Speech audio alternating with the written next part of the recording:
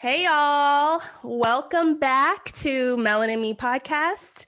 I'm Mia, this is Whitney, and we have a special guest today on our show, Jatali Bellanton.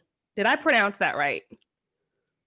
The first name was good, Jatali. Bellanton is the last name. Say that again. Jatali Bellanton. Bellanton. Okay, so beautiful, by the way. Sounds better with the accent. So I was like, you say it because I don't want to butcher people's names. Thank you. Well, welcome. Thank you for, coming on to our show. So let me just give our audience a little bit of background about you. So you currently have a school project that you have right now that you're spearheading in Ghana. You are the founder of Kidpreneur brand, as well as Kids Who Bank. Did I pronounce that? Okay, Kids Who Bank.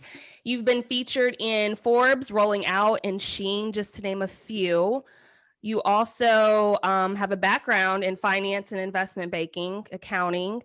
So you are just an all-around Renaissance woman. Thank you. Well, let me start with saying thank you for having me and for the compliment. You're welcome. Our pleasure. Yeah. So tell us a little bit about yourself. You have obviously a really strong background in finance, accounting. You've got several projects going on, different businesses. How did you what was the thing that made you interested in numbers, so to speak? And where are you located right now too? So our viewers. So I'm currently located in New York, but I'm from Manchester, England. I lived in London, so my accent is funny enough, like a mixture of the two. It's predominantly like, if you know the UK, it's more Manchester, Mancunian versus London. But then, certain things I say, I'll drop a lot of letters and I'll be like, that, okay, that's a London in her coming out. And, I live in New York now, and we have a finance curriculum here in the States, which you mentioned, Kids Who Bank. And, numbers have kind of ruled everything around me for a long time. If you asked me when I was younger what I was going to be, I wanted to be a pediatrician or a child psychologist. Okay. And the first time I did my residency and I was supposed to we were in classes and we had to cut into a cadaver, I was like, I don't want to be a pediatrician anymore, because if I have to go through this to get to that, I can't stomach all this blood and any of the other stuff I had to deal with. Right. And I was like, oh, I'll be a child psychologist. But the whole time, even from young, I already started working as a paid internship in the finance world. Oh, wow. And so when I was doing my residency for child psychology, when I was in uni, what ended up happening was I realized that we were powerless in a way. There were a lot of things that parents, especially 12, 15 years ago, there was a lot of things that they were allowed to say to youth that I did not agree with. Like, a parent could call their child stupid 15 years ago, and all it was a marking and notation in a book, and there wasn't any enforcement of them taking therapy or anything that would really come out of it, as long as they didn't threaten to kill the child or throw the child out the window or physically bodily harm the child. There was really nothing we could do for verbal abuse. And I'm a Pisces, so for me, verbal abuse is equally as bad as corporal abuse. And I just felt powerless. And I was like, you know what? I'm going to stick to the finance world because this world doesn't help me. And years later, which is so funny, now as a philanthropist, as an accredited investor, it's interesting because I ended up getting my minor in child psychology. And it's like I'm still using it now. Because with a curriculum in the school systems, we deal with a lot of youth. And now I'm in a position even with the project that we're doing in Ghana, it's more of it's a youth art museum, and we'll do mentorship and entrepreneurship with the kids and giving them vocational skills. And so all of these paths deal with money, numbers, finance, and child psychology, right? Getting behind the psyche of the child and helping them evolve beyond the barriers that are created around them in society. Because, we live in a world where no matter what country you are, there are barriers, especially, from the upper echelon posed upon people that come from a lower economic background. And I just want to do my best to just put a dent in that bureaucracy. There's such a huge gap too. I mean, I know, speaking from my own experience, I mean, well, I guess when I was younger in school, they started to teach us how to did they teach us how to balance a checkbook? I want to say it was like cashier type stuff, like count money. But I didn't really start taking finance classes until college, accounting. And, a lot of that really should start at home.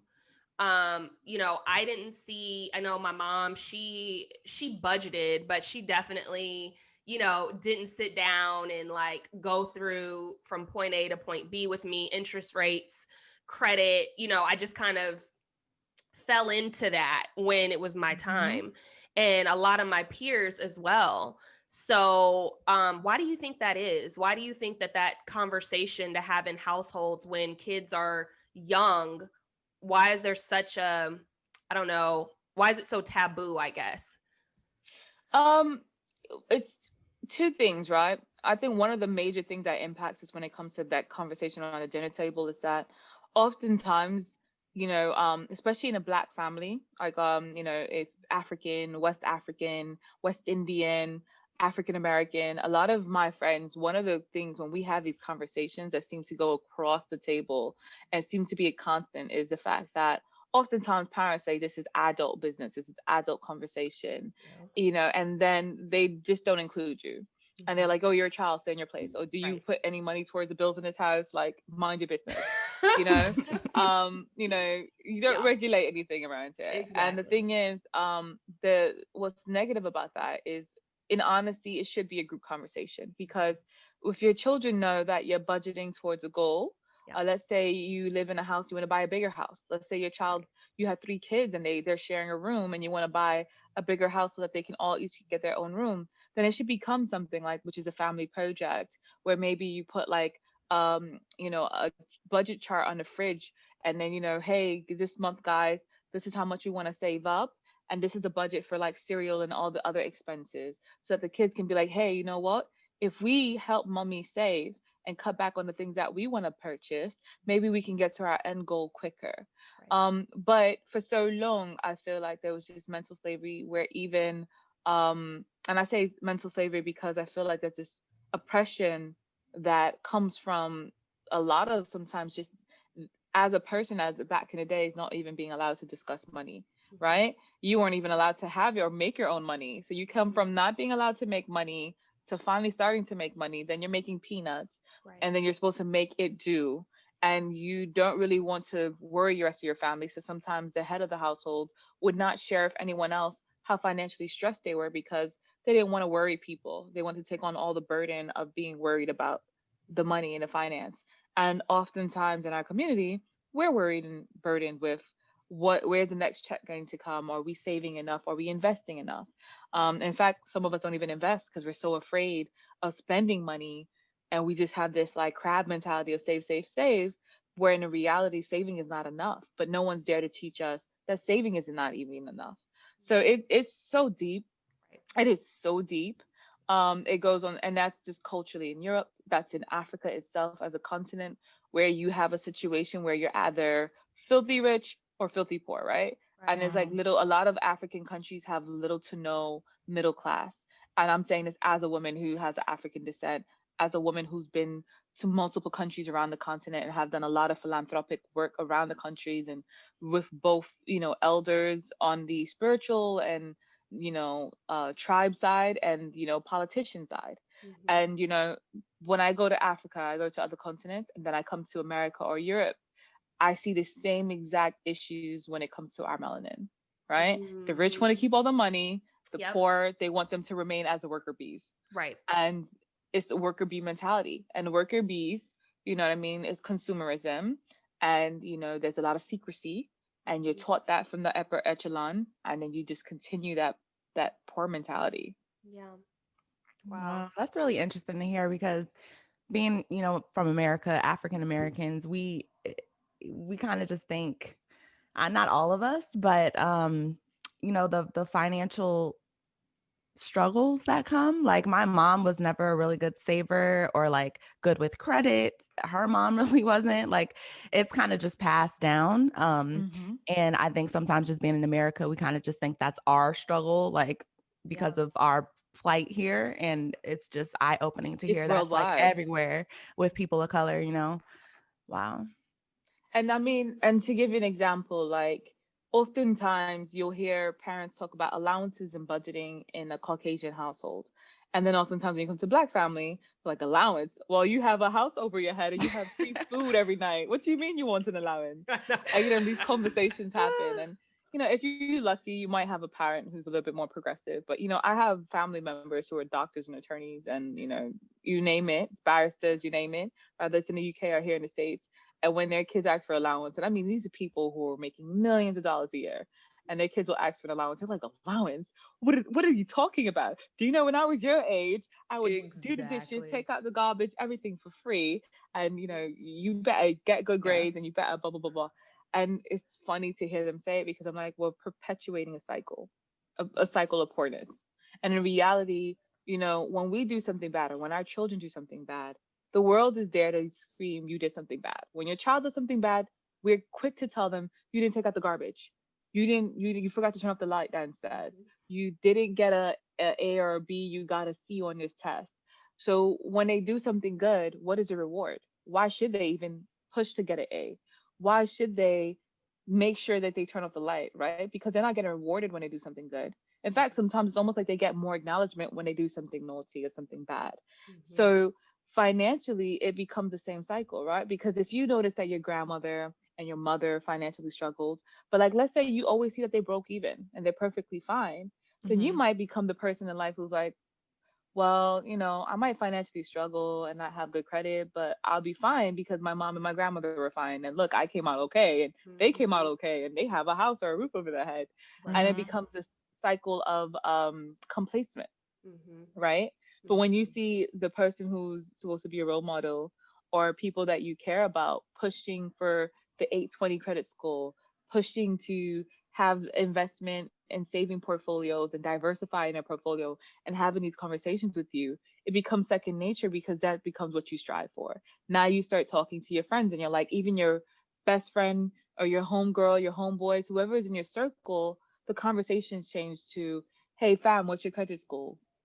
Yo, dude, you went down from 20 points. What you mean it went down 20 points? You better fix that. Like, Right. and then you're changing the conversations around a dinner table, around lunch. You're changing, going to the gym and working out, and you're talking about what stock portfolio you're going to invest in, and the economy, and what's happening with the presidency, and and those conversations help you to change and break the habits, any of your bad habits. Yeah.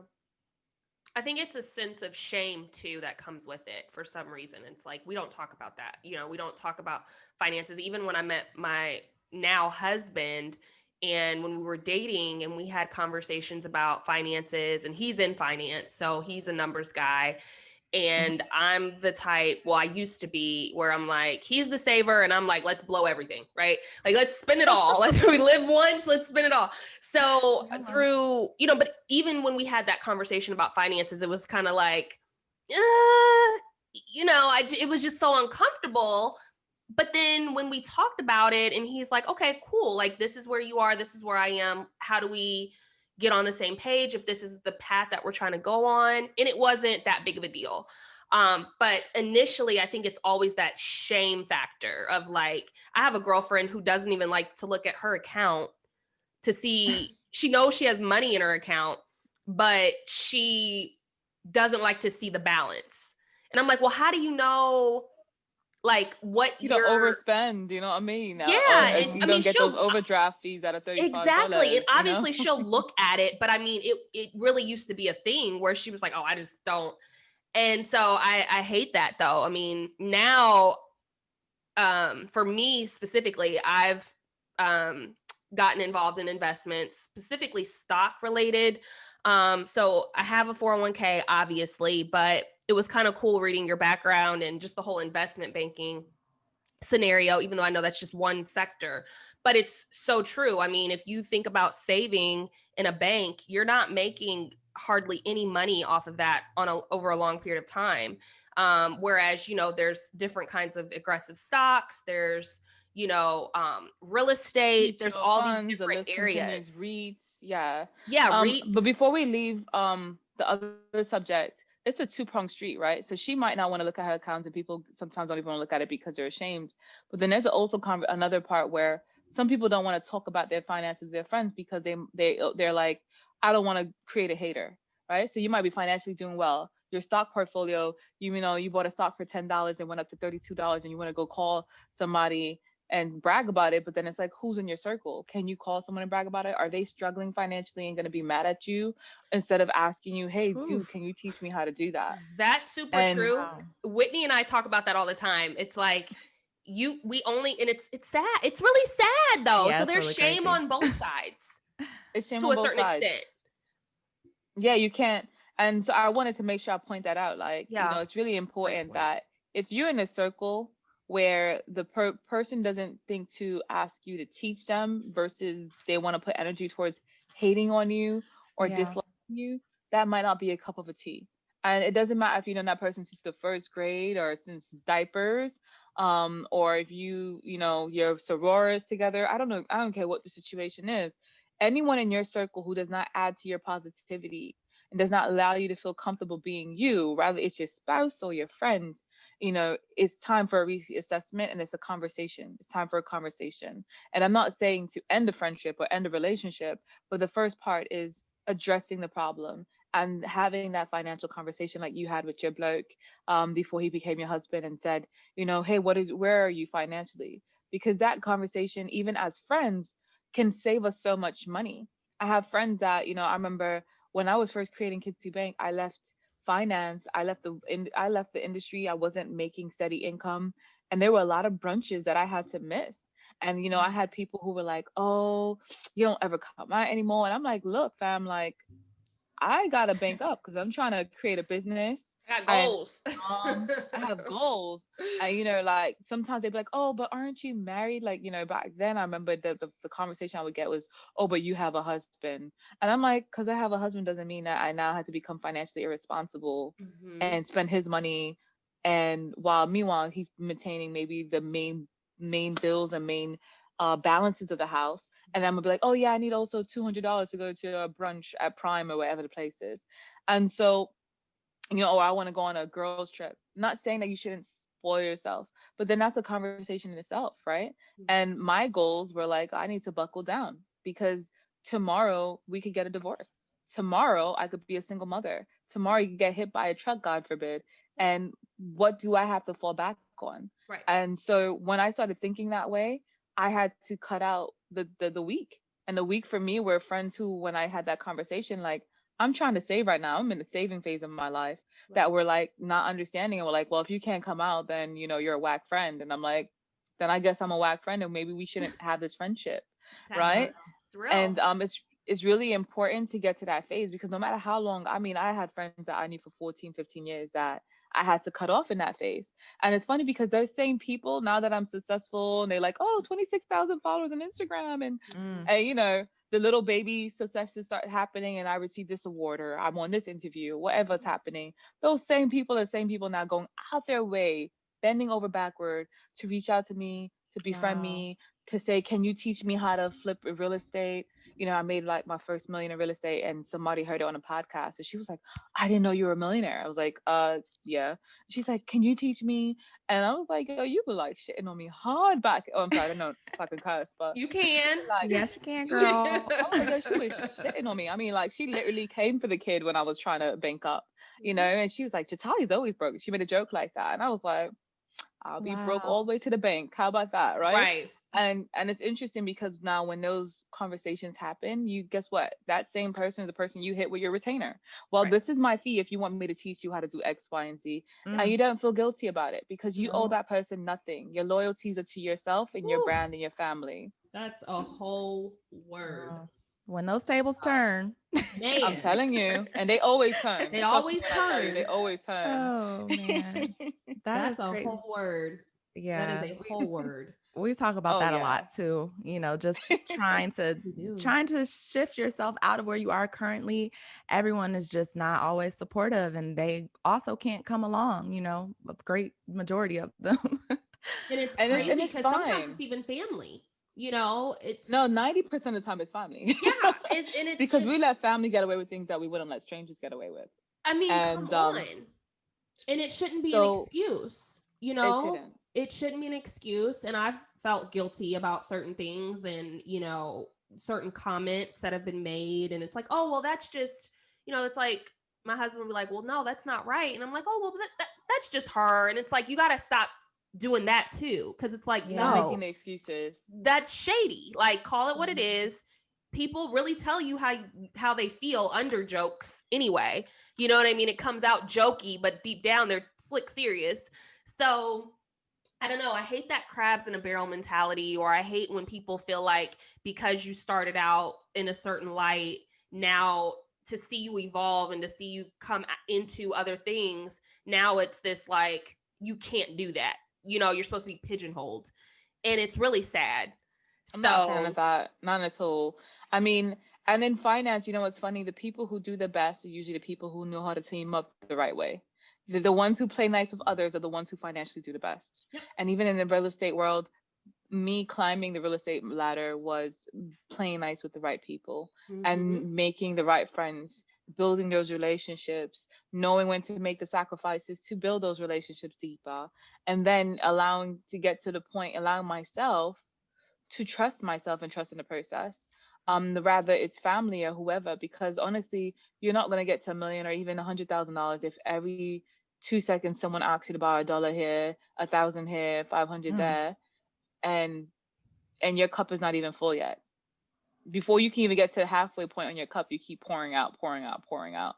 And it's almost like, yeah, you might have made a million in a year, but you wouldn't even know it because you keep pouring out from your cup. And that even includes yourself, because sometimes we can be our own worst enemies when it comes to like shopping sprees and Yep. this is on sale. If I don't get it now, I might not get it next year. And I I gotta might treat never see this myself. again. I gotta treat Yeah. myself. And yes, you should definitely treat yourself, right? So when people hear the term you have to pay yourself first, they misunderstand what that means, right? Paying yourself sometimes is you have a goal and putting the money in the pot towards that goal. That could be paying yourself, Mm, right? Paying yourself doesn't mean I have to go to Bloomingdale's or Bergdorf Goodman and spend $5,000 on a right, coat, right, on a right. fur coat, you know. And that's the things that we do sometimes, right? Because sometimes when we have it, we get so excited and we're like, oh, it's gonna keep coming. I could just spend it. And I'm like, money is not guaranteed. If quarantine had not shown us anything else, it's Oof. people who were making 30, 50,000 a year, like in a restaurant business, who took the next following day were told by government to shut down and came from making 30 to 50,000 a month to literally making $0 a Nothing. month Yeah. Mm. and getting PPP loans that were like for 60,000, which only covered 1 month of rent. Mm, Meaning that a lot of people had to shut down restaurants that they put all their money into. mm-hmm. And those same people were living check to check, like, oh, I just bought a $500,000 house or $1 million house because I'm doing good financially. Meanwhile, you didn't know that this was coming. You never know what's around the corner. Look at No. 2008. I like to use the example when I'm teaching students, Lehman Brothers. That company had been around for 170 years as an investment banking firm, right? And Mhm. there were people who worked there for 30 plus years who thought they had job security, who had seen Mm. all kinds of financial duress. And then that day they walked in, and then what was it, a couple of hours later, walked out with their lives in boxes crying. Mm. People committed suicide after Lehman Brothers went down because they were like, man, but you never know financially what's around the corner. And you have to always work from a space of not lack, but a space of knowledge, a space of informed decisions. Mm-hmm. So it's And not that what? you're operating from a poor mindset, but you're operating from a rich mindset. And a rich mindset is, Mm-hmm. can I get a discount? How can I lower the price on this? Mm-hmm. How can I negotiate and do affiliated marketing or however to get this for free? And if I can't Yeah. get it for free, do I truly need it or want it? Right. Right. Yeah. And does it help me make more money? Because Mm-hmm. everything you purchase really should be something that appreciates in value. And if it Yes. doesn't appreciate in value, then your equation should put it lower on your list of things that are needs. I love the whole notion of it's not about how much money you make, it's about how much money you keep. And my husband, he says that to me like 45 million times a day. Because in our initial conversations too, when we were dating, his thing was, if you can't manage, making $20,000 a year or $50,000 a year or $100,000 a year, that doesn't automatically mean, because people in their minds are like, if I could just make $5 more an hour, if I could just make $50,000 a year, if I could just make $150,000 a year.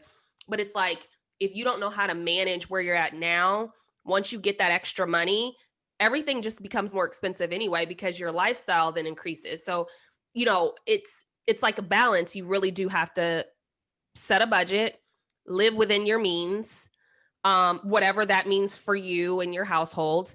But then Sometimes live also below your means. Honestly, below I your prefer to means, say live below your means. below your And means. I That's don't a mean good like one. substandard, but I mean like, Yeah. if you make $1 million and you can afford a $800,000 house, maybe you should get a $600,000 house so you can Right. still have extra money in the pot. That's good. That's good. Like, so I agree with your husband. Yeah. Yeah. Smart man, smart man. He would appreciate you for that. I mean, you know what? And I've seen so many people. Like, I'll give you a quick story. When I was working at Credit Suisse First Boston, I remember there was a client. I won't say his name. I never forgot his name because it just was the craziest thing. My boss at the time managed his dad's portfolio for many, many years, like 20 plus years. Oh, wow. And then the guy passed away. And when he passed away, here it was at the time I was working there. I was 3 years in working for the company, and his son comes, and it was basically total about 2 years passed when the dad passed away. And the dad left him $100 million, $101 million. And this kid, because he wanted a lump sum amount and wanted the money up front, the dad tried to break it out. And instead of breaking it out the way the dad wanted, he found a company that was willing to buy it out and give him a lump sum. So off the bat, his money came down to 60 million because he took a lump sum, and they took 40 million. They gave him the lump sum up front. Wow. From 101 to 60 million. And then the second thing this guy did was went and bought like this ridiculous amount of house. He bought a yacht that was like $4 million, and then paid for this special architect who by himself was $2 million plus supplies. And so he started spending the money. So in literally about 2 years, this kid had blown through so much money and was like, hey, how did you guys make my dad's money so much? And, I remember my boss telling him, we will not take you on as a client. And up until that point, and it never occurred to me that in finance that we could turn down a client. Wow. And my boss was like, I don't want to take you on. It's insulting that your dad created this legacy for you, and you know so little about money that you're just blowing through it the way you are at the speed that you're blowing through it. And was just like, you're going to probably be broke in the next 3 to 5 years. And it was like, I don't want any parts of helping you spend that kind of obscene amount of money. And literally, private jets, $300,000 jets, flying from, this place to that place. And, that life, he was living that life. He was living his best life. But the thing about that was, your father created a legacy, but because you did not know how to manage your money, you were blowing through that legacy. And that happens right now in our Black communities when it comes to, like, let's say the lotto. A lot of people will get the lotto, and you hear stories about how a majority of those people are actually poor within 3 to 4 years of receiving their lotto millions, because no one's ever taught them money management. And a lot of the times, one of the first things that they do is take the lump sum. Oh, I won 20 million. Give me a lump sum of $7 million and keep it moving. What? Yep. Really? Well, Jatali, let me Who did ask you this, because my family is very heavy in the lottery community. And we've all had these conversations, and my family's kind of split down the middle. Like, would you take the annuity payments? Would you take the lump sum? Me personally, I have said I would take the lump sum if in that predicament, because when I was in college, I was taught that the future value of money is always going to be less than the present value of money. So you want to kind of take I guess the opportunity for the present value of money as opposed to the future, because it could have depreciated. Is that accurate? Or because, is that a myth, or how do you feel about that? Well, and to add to that really quick, just really quick. Also, I too would take the lump sum, but my position on it would be different in the sense of I may not live over the next 10 years. So then what happens to that additional money? Do I get to choose where it goes to? Or so All right. So to start, the lump sum is not necessarily the worst thing if you know what you're going to do with the money and you have a game plan. Got it. That's one. Okay. And also depending how much are they giving you for lump sum. If you had 20 million and you find somebody who comes and is like, I'm going to give you 7 million out of the 20 million, Mm. then you might want to rethink that conversation and look for somebody else and just take Right. your time to find somebody who will give you more Right. out of your lump sum, right? Right. That's one. The second thing to keep in mind as well is what are the taxes that you're paying over time versus the taxes that you will pay with that lump sum up front. And that's per state. That's Mm. not like the Right. same number no Right. matter where you are. Right. Some states, the taxes are way lower. It's almost non-existent, um, depending how much you're getting per year. Right. So that would be something I would factor in for me. Because my thing is, depending how much I'm getting, guess what? I can now create a will and testament and put that in my will, right? You can create any kind of legal deed, affidavit, whatever you want, a trust fund for your children if you have a child, or whoever that you want this money to go to. Now, if you have no kids and you're like a certain age and you're like, I'm never going to have children and I don't have any human beings that I care about that I want to give this money to, then yeah, go ahead, live your best life, get the lump sum, rock out. But if you're younger or you have children and you know you can live off of what the yearly amount is, and let's say you're gonna not get taxed. Let's say you live in a state where because it's certain below a certain amount, you'll have maybe 1% in taxes, if even, Oh. right? Mm-hmm. Depending your state, then you Mm-hmm. might be like, oh, I want to get the X, Y, and Z and just budget it out because I know I could live off of this Right. and I won't pay the taxes on it and little to no taxes on it. And you know, taxes are a heavy hitter because especially when it Yeah. comes to personal tax, it can be like anywhere from 20 to 32%, Yeah. 33%. This is true. Yeah. And Wow. now with Biden becoming potentially president, what's happening now with Biden becoming president is like he already told you if you're like in California, New York, or New Jersey, in certain states, you're gonna be screwed. You're gonna get clobbered by taxes Right. once you make past a certain amount of $400,000. Mm-hmm. So when you think about that, depending what state you're in, unless you're like in Florida or Delaware, one of these places, you Right. know, you might get really hammered hard. So that those are things that you need to factor in. So yeah, the lump sum is not the worst thing. You could do a lot of positive with that lump sum, but have a game plan. If you're Mm-hmm. gonna play the lotto, you should start planning out how you're gonna spend that money in advance. As Right. far as creating an actual decision, are you gonna get a financial planner or financial advisor because you don't know certain things? Are you gonna invest in the stock markets and mutual funds and breakable CDs? Do you even know what a breakable CD is? You know, these are things, conversations you should have because guess what? Something as simple as knowing that you can't put $7 million protected in a regular bank account. Right. So Mm-mm. if you have like let's say Chase, Bank of America, Citibank, or Wells Fargo, whatever bank account you have, if it's not a HNW, high net worth account, you after $250,000, your money is not protected Mm-hmm. Mm. on an average bank account, which means anything above $250,000, you might have to have like 5 to 10 bank accounts Right. or get a high net worth account, which allows you to put millions into it.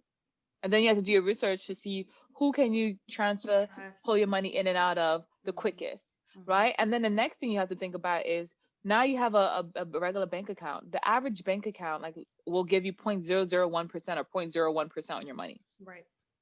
right? If Nothing. you're lucky, 1%, if you're lucky. Nothing. So then you might be like, you know what? Why am I leaving even $5,000 in a bank account? Maybe you need Exactly. to put that in a mutual fund that Mm-hmm. can maybe if you're willing to take a little bit more risk, something that's willing to guarantee you 5 to 25% or 30% returns annually, Right.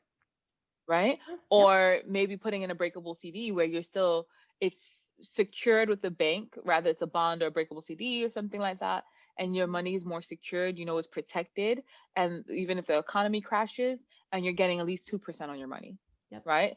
And it's just little things like that, just understanding how money works and realizing that the bank makes 30% off of your money on average Right. Phew. every dollar that you put in it. So if they're making that much on your money, they're not even giving you point zero, they're not even giving you 2% on that money. Right. Then why do you have your money fully there?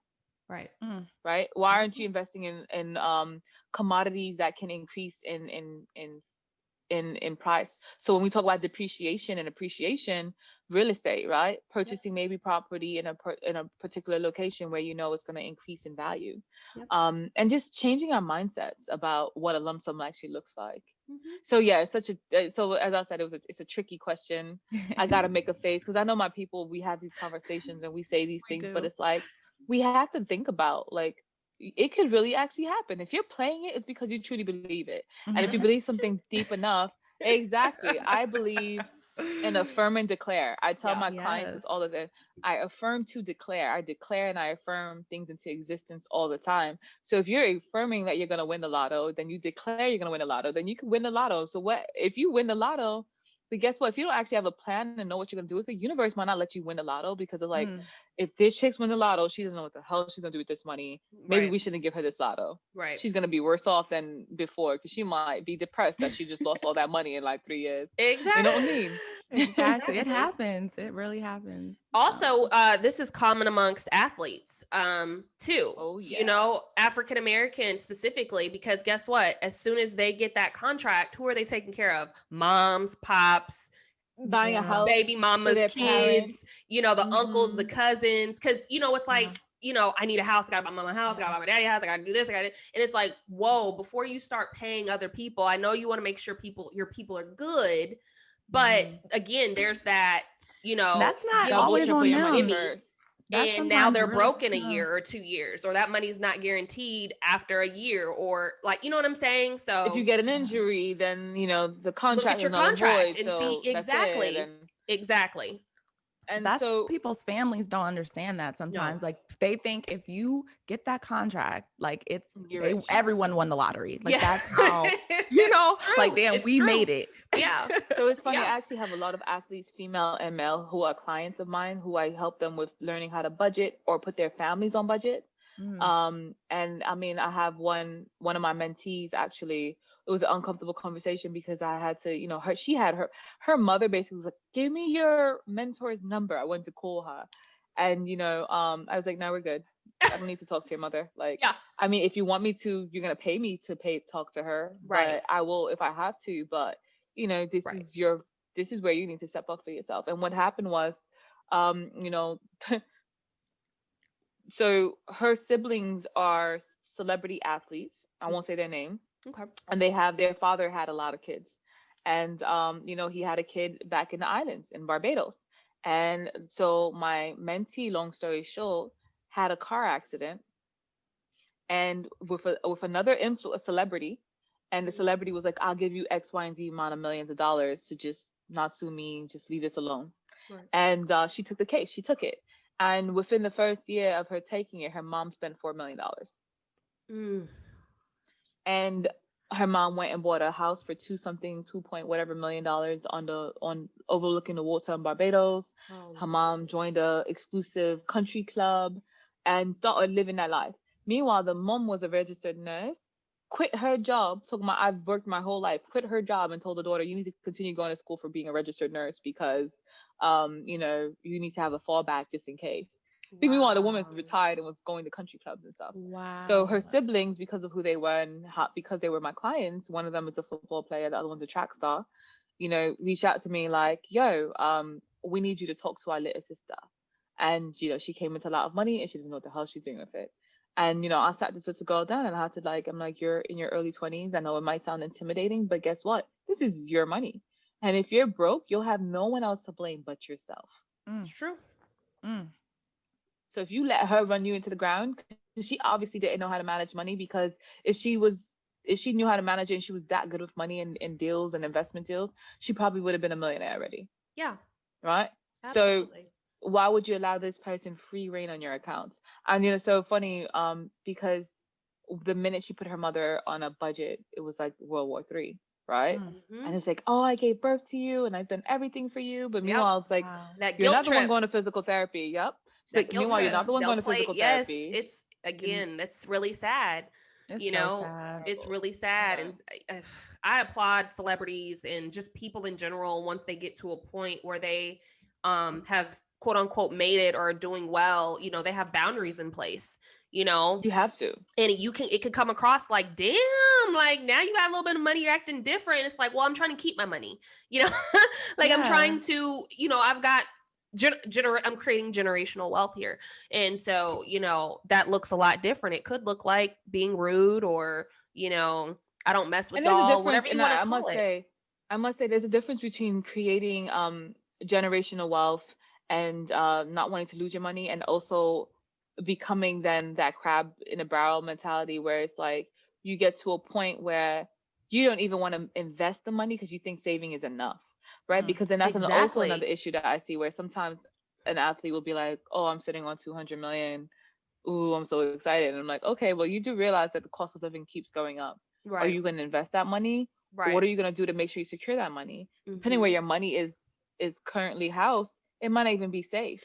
You know what I Mm-hmm. mean? And I remember like there was this person who was like gonna do this real estate deal, and he was putting all this money in this property, and I was just like, oh, I'm gonna do all these Airbnbs, and I was just like, yo, fam, not a good idea. He's like, well, everybody's making money off of Airbnb. I'm like, yo, fam, don't do it, right? Mm.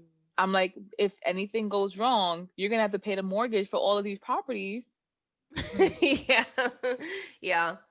And if anybody cancels on you, Airbnb is gonna give them back the money automatically, no questions asked.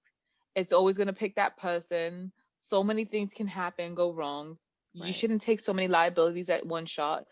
But sometimes, like, people, oh, well, I know the real estate market. I know Airbnb is doing this Yeah. thing. And I'm Yeah. like, yo, but you're not a finance person. And even if you Right. are a finance person, finance people have other finance people to check their numbers and to Right. check them to keep them in line, right? So who's your accountability partner? Who's going to, Mm-hmm. even when you start to become rich and you think you're doing good and your money is popping, keep you accountable to make sure that you're not having the wrong financial mindset, because you don't want to be too left nor too right. You don't want to be too save, and you don't want to be too invest. And then, Diversify. you have to. You have to. That's the word for the day, diversification. Diversify. Come on. Come Yeah. through the diversity. What would you say to people who, because I've seen a lot of this too, just where when people get money, or they quote unquote have made it in their realm, they look to someone like an accountant or a finance person, financial background, to help them assist with, you know, taxes and all of those things, to keep them on track. But then you hear about the story on the other side of it where it's like, I lost all my money because of my accountant. They mismanaged my money. So, and I'm always like, so what is the process in going about, even if you don't have millions of dollars, let's just say you make $50,000 and you're really, really good with your money, and you want to diversify and you want to, you know, just learn more about that world. What is the process in getting someone who you would feel like you vetted and are trustworthy I honestly individuals? believe that I honestly believe that for the most part, you should learn a base knowledge in whatever you're gonna hire someone in. Okay. So if you're gonna, that's one of the first things I would say. I mean, besides accreditations, making sure that they have a lot to lose. You Right. know what I mean? Like if Right. it's somebody who's just like, the corner ball, the dude and the bloke who stands at the corner store and he's like, oh, I'm also an accountant. Mm-hmm. you know it's Right. like the question is like, do you have a website? Do you own Right. any who are your clients? Do you have a social media platform that is major? What do you have that's liable on the line? But outside of that, having a conversation with that person, part of that vetting process is giving them, let's say you want to know about tax structures, having a conversation with them and see if they even know the percentages and the rates and the basic loopholes, right? Right. And in a basic consultation, they should be able to give you enough information that if you wanted to technically go and take on the hassle by yourself, that you could do it by yourself, Okay. right?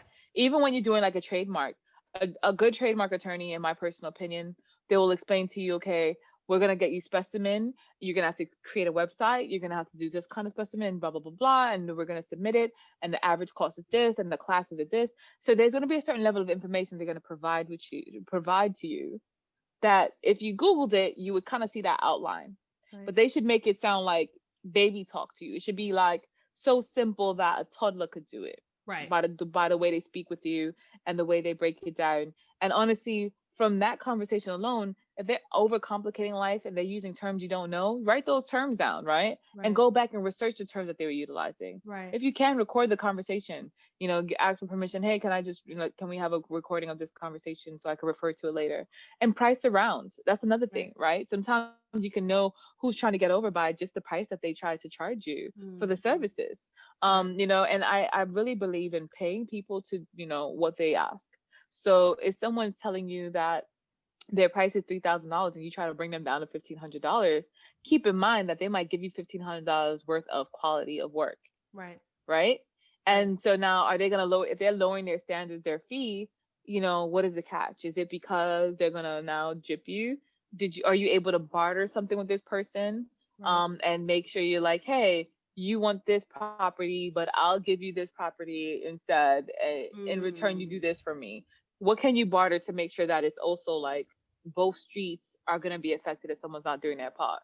Right. And it's just different ways, even if you don't have the money to hire the right team, to make sure that you're bringing the right team. But my first thing would be making sure you have a base knowledge. Second thing is pricing around, because someone gives you a price, that doesn't mean that's automatically priced. And even if they had a good conversation with you and they were so personable, don't get caught in the hype. It's more than that. It's really about making sure that the numbers add up and that what they're providing to you makes sense, that they have a following, they have something to lose, and that they're not just some random person. And of course, referrals. Yeah. Referrals can be really I was good, gonna say especially if that. you have other Mhm. people who are in the finance world or even listening to this podcast. You might be like, hey, you know what, Mia? I listen to Whitney and Mia all the time, and I love this podcast. Do you guys know a database of, Black accountants? And then you might Right. be like, oh, yeah, NABA is the National Association of Black Accountants. And Right. if you Right. find someone from there, they could lose their license Mhm. if they do something wrong. And that's another thing is, does that person have a license? Right. It's like taxes. To give you an example, a lot of Black people, I love my people, but a lot of us will have that friend who knows taxes, could get you that good price. But will that friend sign that they're the one who prepared your taxes, right? Yeah. Because there's a little part in that IRS form Oh, that says We that all you're the one know who them. filled it out, We all know them. right? it's So coming And up. so, Tax season. and then tax season comes around. Oh, I'll get you $10,000 extra. Just grab this child and put them on your. And the thing is, it's like, once you hear someone telling you they're gonna cut corners and they're telling you how they're gonna give you a fake child, and they're telling you you're gonna, they're gonna increase what your expenses were to make you look better so you can get more money. Once right. someone's talking like that, that should be usually a warning sign to stay away from that. Right. Because honestly, it's not worth cutting the corners because the IRS always catches up. It could be Oh like yeah. 20 years later, They're they'll gonna pull find up you. on you. Yep. They pull up on you. What? It Oh, wouldn't be 20 because I think 10 years is a jurisdiction, but yeah, they'll call you like 7 years later and be like, oh, I know it's been 7 years, but in like Uh-huh. 2012, you did X, Y, and Z. Yeah. And you're like, but it's 2020. And they're like, Um, well, yeah, we have 10 years to pull you out on your we're gonna rubbish. need that back. yeah. Yeah. We're gonna need it back. And Yeah. then next thing you know, they're telling you can't travel because you owe them $100,000. Like, was it really worth it? Because Mhm. they tax on all kinds of erroneous charges. And when they tax you and they add inflation to it, they don't ever lower their inflation. They add that interest and they're like, oh, your bill was $900, but our inflation is $2,100. Exactly. Oh my Exactly. goodness. Baby, they are the one organization that I do not ever want to play You with. don't mess with the Okay. I, the R, or the S. Uncle Sam, listen. Nah, baby, this is what I have. This is what I put aside. Here you go. I knew you was looking for me or gonna come for me, so here you go. I'm sorry. Slap I on the beat you wrist. to the My bad. punchline. Like, and that's the thing. Oftentimes we don't do that. We don't Yeah. think about it. And what ends up happening is you screw yourself over. You actually hurt yourself. So if someone is talking to you and in your interview of them, they're cutting corners and they're talking about how much money they're gonna get you, and they're doing all these little, even the PPP loans right now. That's the next Oh, scam, that right? was huge. There Yeah. there are people who are charging people $2,000 to get them PPP loans or percentage, 20 to 30%. Well, so let me tell you the funny thing about that. Now they ask you specifically when you go to get one of those loans, they ask the person, are you doing it on behalf of someone else? So that's number one. If you Mm. lie and say that you're not and you are the person, they can look at the IP address, your IP address, and who was associated with. Wow. So what's happening That's is, I won't say technology. who and who my source is, but one of my sources was telling me there were kids who just graduated from like Columbia, NYU, college students who needed jobs that they hired, and their jobs are literally to see if, like, let's say 20 PPP loans were coming from the same IP address, and then breaking it down to see who is this person at this IP address that seems to be filing all of these loans. And then, did that person claim that they were doing it for as a person, or were they claiming that they were themselves? And then they ask you, were you getting 20%, 30%, or how much of a percentage were you getting paid? Because then what's happening is, don't forget, the Federal Reserve and other people have access to your bank accounts. So now they don't have, by law, they don't need to ask any questions to now go into your bank database, because you took a loan and see how much did you pay that person at that IP address. Mm. Oh, so it looks like you gave that person $2,000. Oh, but they only claimed that you gave them $500, or they only claimed that you gave them $200, which is honestly like It's unethical in not worth itself. it. Yeah. Is it worth it? Because now Hmm. you might go to jail or get hit with a 30% interest Yeah. on what you borrowed, or you Yeah. might do both, or you might be, it's like, okay, Scammers beware. Right. you might have made $100,000, but then now you're going to jail for the rest of your life, or for Oh. 5 years, or for 2 years, even for 1 year, even for one Yeah. month. Yeah. Is it worth it? Scammers So beware. You know. Mhm. so I say all the time, you dot your I's, cross your T's, but make sure that you are within your parameters, because it's not worth it. When the government pulls up, it's just not worth it. If Right. anyone pulls up, it's just not worth it. Right. It's a lot of Yeah. scammers out there. It's right now, I think people are very desperate for money. I mean, we Oh already yes. had our people living like, below the poverty line, but especially with the pandemic and coronavirus, I think like the desperation for money has reached like an all-time high, where there are a lot of new scams, and people are coming up off of tax fraud, unemployment fraud, all types of fraud. All Um kinds. And it's ridiculous, because when you really think about it, you're cutting corners. Some of these people only get like $10,000. Yeah. So you're gonna go to jail for $10,000, or you're gonna pay 30% interest rate, which means you're paying back sometimes $13,000. You stole 10, but now you have to pay 10 plus $3,000 in interest. That, you Right. know how much what you could have done with that money. So it's like you almost actually could have just worked and made the money the hard old fashioned way. I mean, True. if you really are financially that strapped, and if you can't afford the person for the price that they're charging, then learn how to do it yourself. There are so many Udemy, Coursera type programs, where Yeah. even with Udemy, you can Google discounts, and there's always like a 90% off any course I love discount you, floating Demi. around. Yeah. I mhm. love it. There's always like a course that's $100. By the time you're done, it comes down to like $10 once you find a coupon for it. Right. And it's like, learn it, do it yourself. You Yep. know what I mean? And if you don't have the brain power to learn it, and you don't have, then barter. There must be a skill that you have that you can barter. You know how to do hair? Guess what? I'll do your hair, you do my taxes. Right. Yes.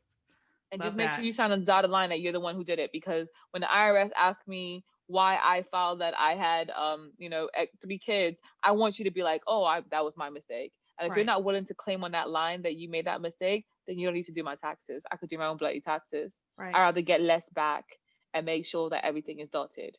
Right. Love that. Jatali, you are the truth. I You feel are. like I have learned so much. Thank We may you. have to have Money Mondays or something. I don't know what we got to do. We may have to have you come on once a month as a quick segment for our for Oh, our Yes. yeah, my audience. This is pleasure. really great. This is really really Thank you. great. Thank you. Great Thank stuff. you. Yeah, we don't want to My take up pleasure. too much of your time, but we do want to give you some time to like let the people know where can they find you. What do you have coming up? I know your book, Kids Who Bank, is out. Like, where can they purchase? So we have a book, Kidpreneurs, Wants versus Needs, and it's for, I say, ages 8 and up, 8 to Okay. 18, 8 to 17. It's a chapter book, and it teaches kids about finance and depreciation, APR, and credit scores, and it follows the journey of these kid entrepreneurs. And you can find on our website brilliantmindsunite.com. And so now for adults, we do a lot of adult classes and things of that nature, and that's under brilliantmindsunite.com. And if you want to email me, it's the same thing, info at either kidswhobank.com or info at brilliantmindsunite. And if you're on social media, everything right now is under at Kids Who Bank. So that was originally how we started this whole empire. But I realized that as we started going into colleges and universities, that a lot of adults and parents didn't want, and teachers and stuff like that didn't want to, take a program called Kids Who Bank, because they're like, I'm not a kid. And so we created Brilliant Minds Unite as a way to mitigate that and mediate a space where adults felt comfortable. So as we transition right now, still at Kids Who Bank on Instagram, Twitter, Facebook. And then we have a private group on Facebook called, Brilliant Minds Unite as well. So if people request it, if you say they heard it on here, then I'll just automatically accept you. But yeah, so that's how you guys find me. I'm really good on my Instagram. I'm bad on Twitter and Facebook and everything else, to be honest. But my Instagram, I try my best to reply to everyone, just because it's easier to manage for me. And I'm just one human being. And most of my professors are like for Kids Who Bank, for teaching and finance and things of that nature. So, I mean, real talk, if anybody learned anything today, it's really about just making sure that financially you don't limit yourself. The internet, there's so many resources. Our parents and our parents' parents and our parents' parents, they didn't have the book that we have. They don't have the internet that we had. They didn't have the Yeah. YouTube, the podcast, all these money podcasts. Like you guys having this conversation, that they didn't have these resources. So now it's almost like there is no excuse. Right. And this new generation, they're coming to eat everything. They're not leaving anything on the table. So, if you're not part of this newer generation, these 19 and 17-year-olds that are out there protesting, and you're in your 40s and 30s and your 20s, your late 20s and your early 50s, it's like time to step your game up. And there's no excuses, because these young kids are not holding anything back. They're not. And we have no reason to hold our tongues either, because those days are gone. Yep. Like, just done. I agree. So I agree. You have no one to blame but yourself, if rather you're successful or you crashed in bed. That is powerful. Well, I'm about to go manage my bank accounts. Listen. Well, you guys got me now, so I'm a resource. Utilize me. Yes, we definitely will. We definitely will. I'll give you my cell phone when we end this recording. I'll give you my cell phone so you guys can link me directly. And this is what it's about. When I was coming up, I had some of the dopest mentors, female and male. Yep. And recently I did a podcast, and someone asked me about, did it matter their race? And I'm like, honestly, it doesn't. Money is money. Money is green. There's only one color, and that's only green. one color. Only one color, and it's green. And so in the finance world, it didn't matter if the person was Jewish, Italian, Black, Russian, whatever they were. If they had the knowledge that you need, humble yourself. If that person has a knowledge and they want to share it with you, get a mentor. And if you can't afford a mentor financially, then once again, what can you do? Can you help them categorize stuff, answer emails? There must be something that you can do, because keep in mind, when you work a regular job with someone else, you're working sometimes at 9 to 5, 5 to 8, go home with work. So now put that work and energy into yourself. Right. And so mentorship wise, if you guys need any questions or have anything, just reach out. I'm more than happy. Because I know sometimes as women, it's easier to talk to another woman about these money things. It is. It is. But, you guys have me now. And I think it's also okay for people to not know everything. It's okay to feel like you don't know everything. Do you know what I mean? Like, oh, well, so-and-so told me. And it's like, well, there's more than one way to get to your house, So just because you know that way doesn't mean that these other opportunities or these other ways are bad. I mean, these could also be great things for you too, but you have to, like you said, be willing to have those conversations and be open-minded and just be willing to listen to someone who, wants to share knowledge. And be compartmentalized. I have to say that, because a mentor is good in real estate, they might not be good when it comes to taxes. Or if a person is good in business period all around, they might not be good at home life, right? Exactly. And balancing self-love. So like for me, I have a mentor who helps me with self-love things. I have a mentor who helps me with real estate and scaling up.